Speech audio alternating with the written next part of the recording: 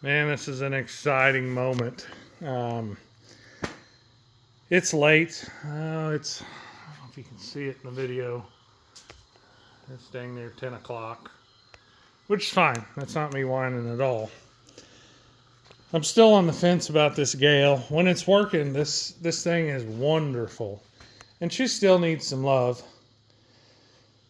Done many videos on it at this point, probably do some more. We've got some more work to do to it, but it's back running under its own power.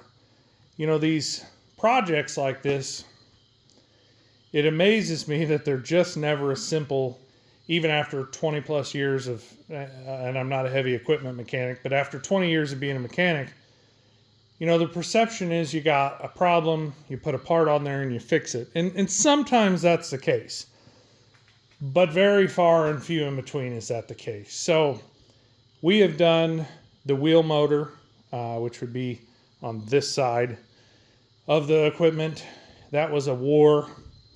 We changed and topped off the fluid on both sets of chain drives.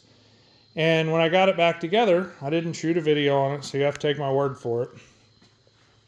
Dang thing wouldn't crank, wouldn't start. I did go ahead and service all the fluids with it as well. Fluids and filters. So it got an oil change. Of course, the drain plug was stuck in there and seized, rounded off from the last person, which is always nice. I did put a new strut on there, so that works. Put both inner and outer air filters in it, and it does need washed, and it's going to get there. But we've got this Deutz diesel engine in here. Battery's a couple years old, but you can see the crap that's been in there. So we're going to get it cleaned out. This is your hydraulic filter here. When I service them, typically I write the date and I write the hours. We do have new fluid. This is your sight glass if you've never worked on anything hydraulic kind of driven.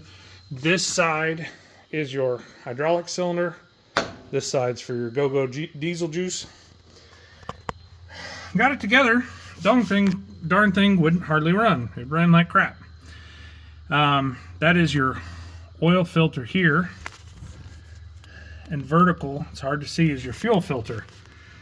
And so I slept on it, and I'm like, man, it ran good enough to get it out of the shop. But I couldn't hear the little rattle trap fuel pump clicking. And basically, as it sat here, for whatever reason, that pump decided to give out. Well, I keep these on hand.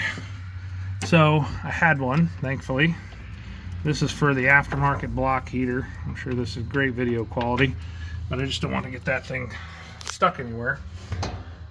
So I keep one on hand. I stayed up late tonight, went ahead and changed that out, got it running. It's got fresh oil in it, filter, fuel filter, water separator.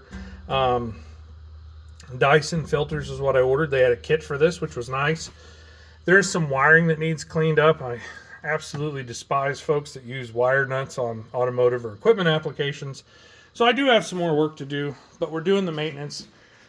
We're getting this thing hopefully usable. And this is where we're at right now. So after, nobody ever talks about the money, but I'm going to go ahead and talk about the money on here. I gave the guy $12,500 for it, so $12,500. I got a little over $1,000 in tires on it. I got about $2,500 in having that drive motor rebuilt. I've got probably another $500 in fluids and filters in there, so you guys can do the math on it. However, this machine, when it works really, really good. Does it need more love? Yeah, it does. But I priced a new machine before I started putting money in this one.